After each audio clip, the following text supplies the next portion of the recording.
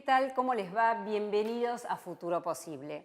Hoy mi invitado es el arquitecto Pablo Roviralta, que es el presidente de la Fundación Tejido Urbano.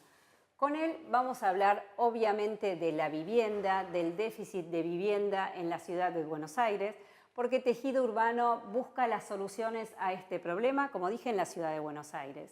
Y por supuesto de este déficit vamos a hablar tanto de la carencia de vivienda como también de la mala calidad en muchas viviendas.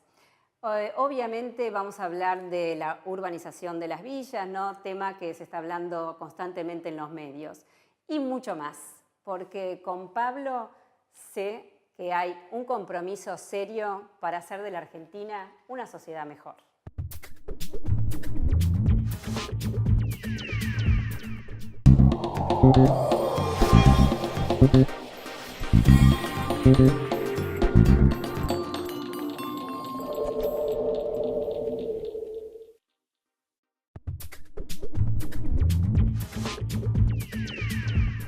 Hoy, querida mía, pidamos al banco con alegría, tratemos de vivir sin fantasía, pidamos por favor que estoy al día, estoy al día.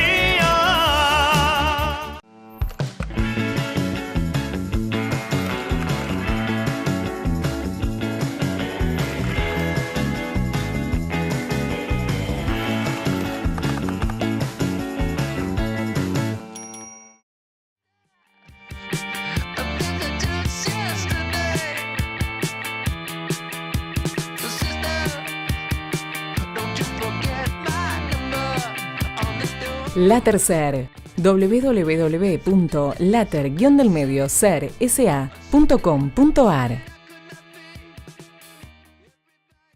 Porque hace más de 20 años que me dan la mejor genética. Porque tiene la mejor genética para el norte argentino. Porque me permite acceder a nuevas tecnologías como la soja intacta. Soy Marcelo de Montemaíz, Córdoba.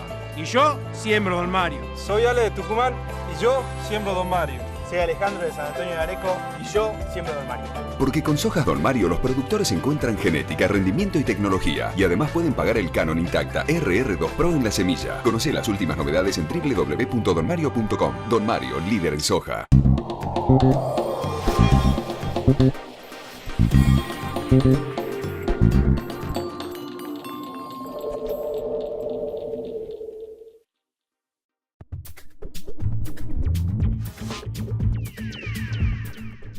Y aquí estoy, como les conté, con Pablo Roviralta, el presidente de la Fundación Tejido Urbano. Pablo, ¿cómo estás? ¿Qué tal, Dolores? Y bueno, estamos en las oficinas de Tejido Urbano, Así es. la verdad que muy lindas, después vamos a hacer un paneo para mostrarlas, ¿no?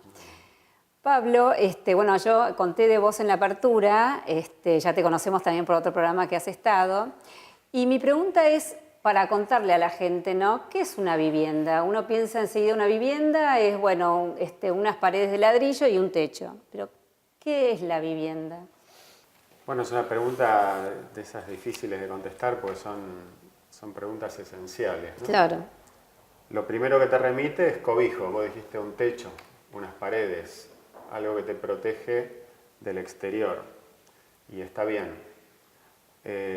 También es un lugar de acumulación de lo que proteges, ¿no? Y vos acumulás cosas y acumulás cosas que tienen una carga de recuerdos, acumulás a las personas que más querés y por eso la misma vivienda, esos mismos techos que al principio fueron techos novedosos, como que se van empapando de aquello que viviste. Con lo cual la estabilidad y la vivienda podríamos decir que van muy de la mano. Es difícil conseguir que una vivienda se transforme en un hogar si uno está continuamente cambiando de domicilio. Es algo que lamentablemente le pasa a bastante gente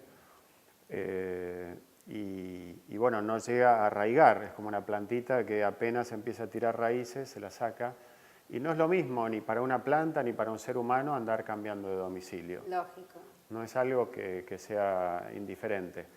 Lamentablemente, como te decía, ocurre y hay muchos que ni siquiera llegan a la primera vivienda, sino que están en condiciones muy, muy calamitosas, como para que podamos hablar de eso, de un techo y unas paredes, ¿no? Claro. Y vos sabés que cuando hablamos del tema de pobreza y por supuesto tan difícil, ¿no? Es un tema tan complejo que no es fácil solucionarlo, pero por supuesto sabemos que los caminos o las soluciones van de la mano de la educación, el empleo y también de la vivienda. ¿Y por qué yo digo la vivienda? Porque, como vos decís también, sin ese hogar, sin esa contención, ¿no? Tanto de pequeños como de grandes, es imposible salir a la vida, ¿no? Sin tener esa familia, ese amor, como vuelvo a decir, esa contención que te proteja, ¿no? Es muy difícil entonces tener una vida normal, digamos, en el afuera. Claro. De vuelta, uno tiende, con esta mirada moderna, a reducir las cosas humanas a cuestiones muy materiales. No está mal porque el hombre tiene un cuerpo, habita en el espacio y eso supone usar cosas, precisar una determinada materialidad de que rodearse, pero la verdad es que hay una cantidad de aspectos, yo diría, de índole psicológico, espiritual, que tiene que ver con lo emocional, con lo afectivo, que el hombre acumula y que hacen parte de su vida, de su microclima, que no será el mismo entorno el que vos elijas, que el que elijan vecinos que están caminando por aquí por la calle o que yo tenga para mi propio hogar. Recuerdo cómo una vecina de Villa Soldati, que construyó una casa dentro de la ley 341 con el programa de autogestión de la vivienda, cuando la fuimos a visitar, nos decía cómo a partir de haber llegado a su casa nunca más tendría que despegar un adorno de una pared, ¿no? Y ella era una persona que lamentablemente le había tocado mudarse muchas veces. Vino de La Paz para vivir aquí en Buenos Aires en un taller textil, ¿no? Y se acostumbró a tener una sucesión de lugares en los cuales moraba. Y lamentablemente cada mudanza es un duelo, y claro, ¿no? Sí. Que te toca vivir, que te toca padecer a vos y a las personas que están contigo. A veces esos daños son más inmanejables porque estás hablando de una criatura y cuesta entender el impacto que puede procurarle o producirle el hecho de que deje un hogar y se mude a otro y deje de tener esas certezas que antes le daba un hogar más o menos bonito para aventurarse a algo que todavía no conoce. Claro, y cambias de lugar, de barrio, etcétera, para un Así chiquito es. de escuela, me imagino para, los padres de empleo, el tema salud, todo se complica. Y Pablo, cuando vamos, porque vos estuviste en la campaña de Mauricio Macri, estuviste en el norte, has palpado bien lo que es la realidad, y para contarle al público que quizás no sabe que el déficit habitacional en la Argentina es muy grande y se calcula que más o menos 3,5 millones de personas están en crisis habitacional, tanto por falta de vivienda como también carecen de calidad de vivienda, ¿no? Si podés contar algo del norte, de lo que viste, ¿no? Porque es la zona quizás donde se marca más la pobreza, ¿no? Claro. Nuestro trabajo en el norte duró muy poco, porque fue un trabajo... Yo la verdad es que nunca milité políticamente, salvo para la última campaña, donde creí que el país necesitaba un cambio y con mi mujer pusimos un gran esfuerzo, pero que fue de 2 meses, tampoco fue tanto. Creo que el interior no tiene nada que ver con capital y suburbano. Creo que allí la pobreza es como más silenciosa, pero más grave a su vez. Creo que hay un público distinto, hay personas que están más acostumbradas a sufrir y sobrellevar tantas dificultades. Y creo a su vez que los gobiernos han ido haciendo cosas, pero con distinta suerte. Hay provincias que no tienen precariedad habitacional, como en el caso de San Luis. Quizás la hayas recorrido, yo tuve la suerte de hacerlo. Y es una provincia que desde el punto de vista de la infraestructura, evidentemente, sorprende, ¿no? Es desde las carreteras, la infraestructura, las represas, la forestación y también el tratamiento del hábitat. Nuestra especialidad y aquello en lo cual yo trabajo es la ciudad de Buenos Aires, que es una circunscripción muy concreta, que tiene dos límites muy fuertes, que son un río, una avenida, un riachuelo, y que tiene 200 kilómetros cuadrados y monedas, y ahí estoy mirando. Claro. Hablaría sin mucho fundamento del interior del país. Está bien, me imagino, bueno, que toda esta realidad, si te conozco y sos una persona sensible, pero también te ha marcado, ¿no? Ver la pobreza en el norte. Y nos venimos a la ciudad, sí. Te agrego, ¿no? Una ciudad donde hay casi 3 millones de habitantes, ¿no? Y se calcula que hay 3 millones que entran y salen todos los días también. Así es. Así que una ciudad superpoblada, pero con déficit también, o con marcada desigualdad, ¿no? Sí. Bueno, es una ciudad, lo sabemos todos, rica. Cuando decimos rica es porque es una ciudad exitosa y nos tendría que alegrar de que haya riqueza en la ciudad de Buenos Aires. Su riqueza relativa es 3 veces mayor a la del país, ¿no? Y probablemente sea más de 4 veces con relación a la del conurbano bonaerense. Con lo cual es una ciudad en la cual se producen enormes contrastes. Claro. Es una ciudad donde a vuelo de pájaro uno la mira y ve un amanzanamiento regular, muy extendido, con poco respiro le damos a la ciudad. Tenemos una gran presencia de área verde sobre el río, pero después, cuando nos acercamos, desde arriba nomás se pueden ver algunas cosas como un poco irregulares, es decir, macizos indefinidos, que vemos como lamparones en distintos lugares del tejido urbano.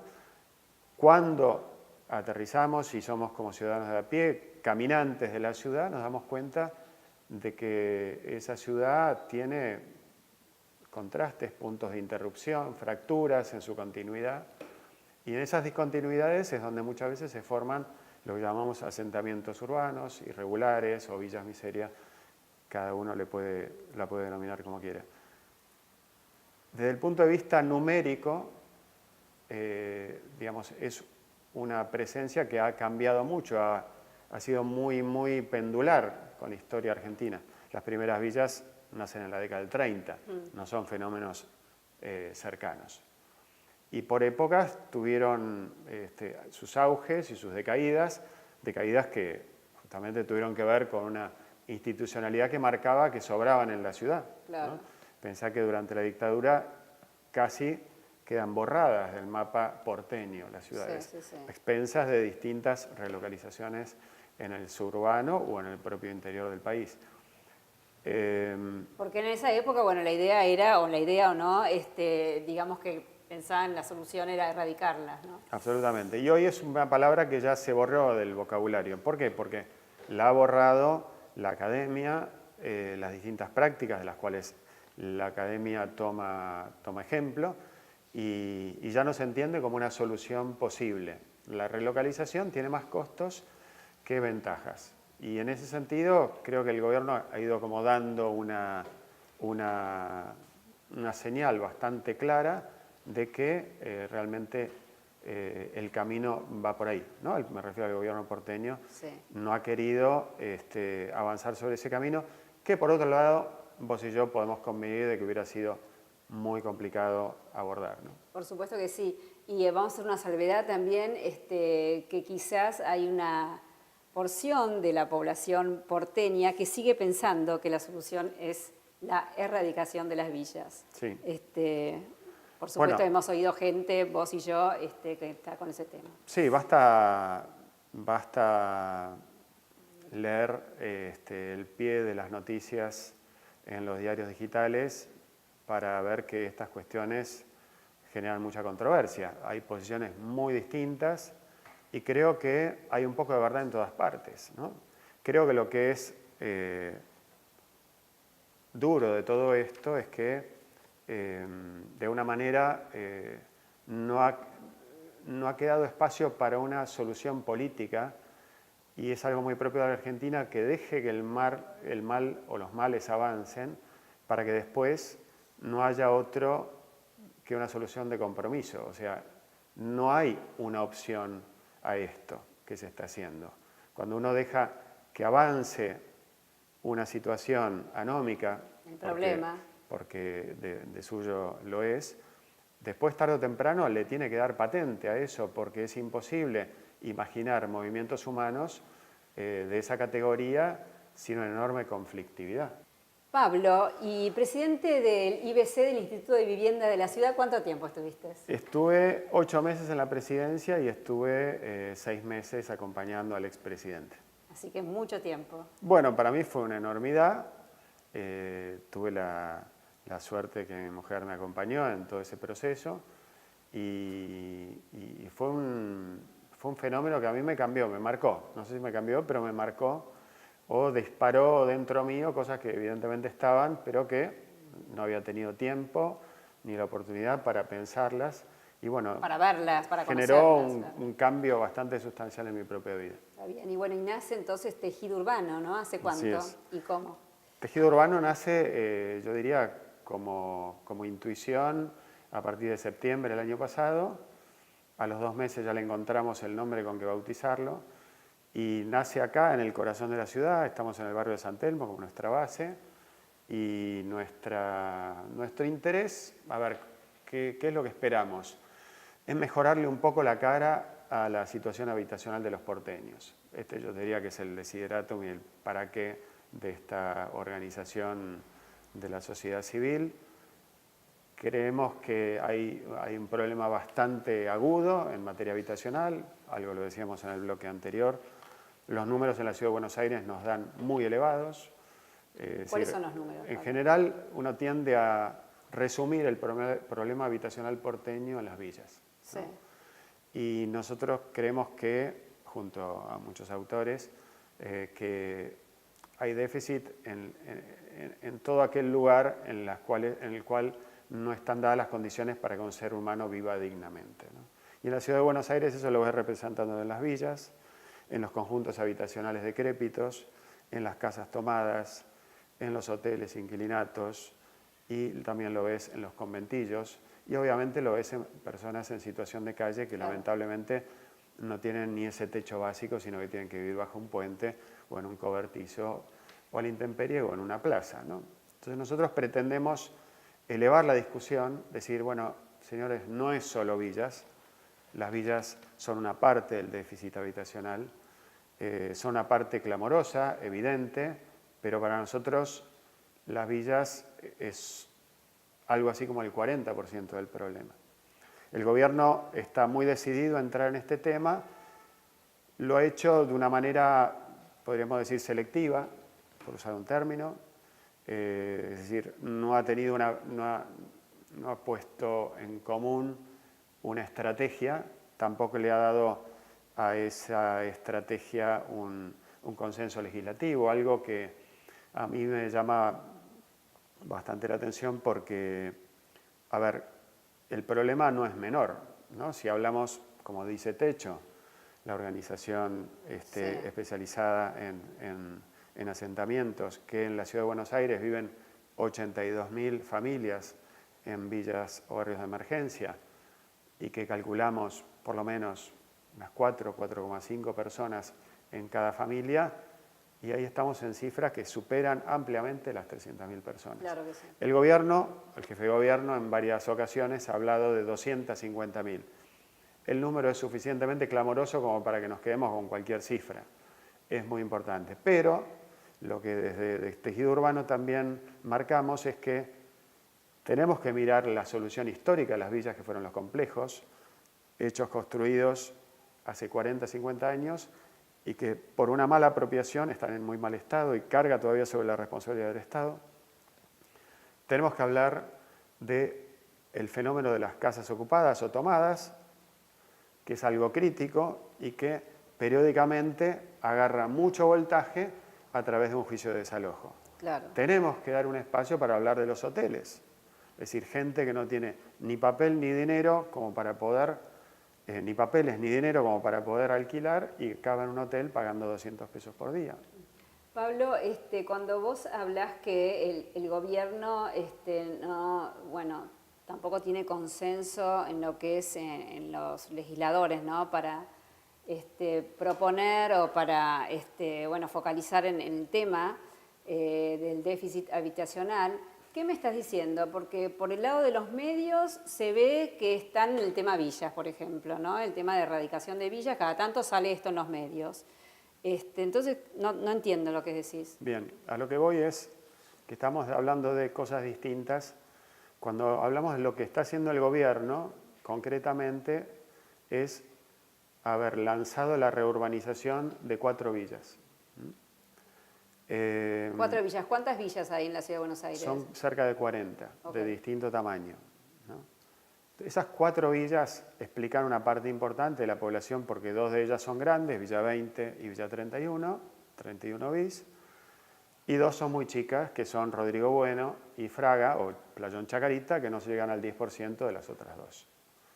Entonces, cuando vamos a valores absolutos, estamos hablando de alrededor de 100.000 personas viviendo en esas 4 villas. Si vos hablas de una base, a ver, recién lo calculábamos, de alrededor de 300.000 personas, podemos decir que el gobierno está interviniendo en el 30% de la población que vive en villas. Ahora bien, si como antes decíamos, yo antes te comentaba que el tema era suficientemente importante como para obtener un aval legislativo fuerte, de tal manera que esto se transforma en una política de Estado y no en una iniciativa de una gestión de gobierno. ¿Por qué? Porque todos estos procesos duran mucho tiempo. El gobierno ha encarado un modo, ha tomado una manera de entrarle al problema, que es elegir 4. Hay autores, y en concreto hay un autor que es Víctor Peli, hermano del famoso arquitecto Peli, que se dedica al urbanismo social, que él habla de la progresividad en el urbanismo. Quiere decir que si tenés pocos recursos tenés que ir de a poco, pero para todos. Es decir, tenés que democratizar el gasto. En vez de hacer un gasto selectivo y elegir de manera arbitraria determinados puntos, tenés que lograr que todos vayan teniendo un progreso simétrico. Claro. De tal manera que vos podés gobernar el proceso. ¿Por qué? Porque en sentido contrario, de seguir el camino que está tomando el gobierno, en cualquier momento se podría alzar cualquiera de estos barrios y plantearle al jefe de gobierno, a su gobierno en concreto, por qué razón nosotros quedamos fuera del reparto. A lo que voy es que la discusión más compleja, más difícil, sería ver cómo encaramos todo el problema, no tanto cómo encaramos esta parte del problema, porque el problema es un problema genérico que se ve representado en todos estos 40 asentamientos. Y creo yo que el gobierno tiene que ser capaz, no solo el gobierno, el Estado de la Ciudad de Buenos Aires tiene que pensar toda la solución. Y como esto va a llevar 20 años, a mi modo de ver, resolver el problema, habrá una parte que le toque a Rodríguez Larreta, habrá otra parte que le toque al gobierno que sigue. ¿Y de qué estamos hablando ahí? De que el gobierno tiene que tener políticas de Estado. Claro. Quiere decir que emanen de donde está la representación popular, que es en la legislatura. Seguro que sí, Pablo. Bueno, este gobierno, si bien está haciendo muchas cosas, y vamos a hablar de la herencia recibida también, que dejó también muchos problemas por todos lados, yo digo que carece de políticas de largo plazo en muchísimos temas, ¿no? Y este es un tema importantísimo, como vos decís, es un problema que se va recién a solucionar en 20 años. Sí. Y como tenemos poco tiempo, yo quería preguntarte, Pablo, frente a todo este problema, por supuesto que vamos a seguir en otros programas, pero entonces, básicamente, Tejido Urbano, ¿qué está realizando en este momento? Bueno, Tejido Urbano tiene 2 planos de trabajo. Un plano que podemos llamar más de diseño, de diagnósticos y de políticas, que de alguna forma genere una acumulación de las mejores prácticas para atender los principales problemas que tiene en materia habitacional nuestra ciudad. Y después tiene un plano que me gusta definir como de respuesta al vecino, ¿no? Cuando nosotros nos acercamos a los distintos barrios, nos presentamos, explicamos lo que hacemos, lo que estamos investigando, lo que recibimos de todos los vecinos es mucha consideración y en muchos casos muchos planteos y pedidos. El vecino está como muy lejos del gobierno. El Instituto de Vivienda de la Ciudad es un organismo que está allá, al cual visito poco, en palabras del vecino, porque probablemente me genere un nuevo escepticismo. Claro. Porque no hay una cultura de apertura al vecino. A mi modo de ver, lamento decirlo, la verdad que creo que el gobierno todavía está lejos en materia habitacional de ser un gobierno que digamos que abrace estos problemas. O que esté en la calle, estás Claro. hablando, esté en la calle y conozca la realidad. Y por ahí porque no ha tenido el suficiente presupuesto o no ha tenido la manda política de hacerlo. Lo que traté de hacer en mi corta gestión fue eso, de estar muy cerca de los vecinos y tratar de escuchar cuáles son sus problemas. Y los problemas no son muchas veces terminales. Los problemas son sencillos, pero si vos no estás cerca, no podés poner esa pequeña parte que requieren los vecinos para lograr su objetivo. El gobierno muchas veces se conduce a todo o nada y como muchas veces faltan dineros, es nada.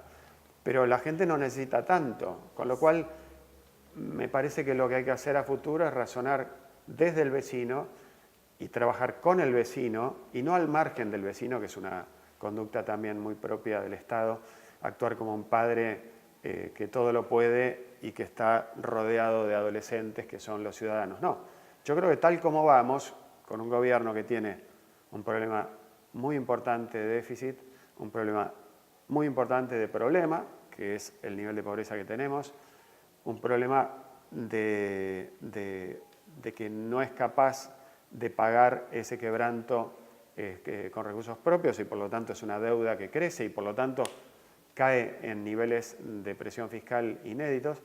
Creo que es muy importante pensar con el vecino, cooperativamente, asociarse a quien padece el problema, porque el vecino, en última instancia, es experto en sus problemas. Por supuesto que sí. Bueno, ya nos vamos y vamos a seguir hablando próximamente, pero Pablo también decirte que la solución de estos problemas, ¿no? Y en este caso es la vivienda, se soluciona, como vos decís, con la persona indicada, ¿no? La que está sufriendo, el vecino, el gobierno y también las fundaciones o organizaciones civiles que hacen mucho, bueno, que están en la calle, ¿no? Y que conocen quizás mucho más que un gobierno que queda en una oficina.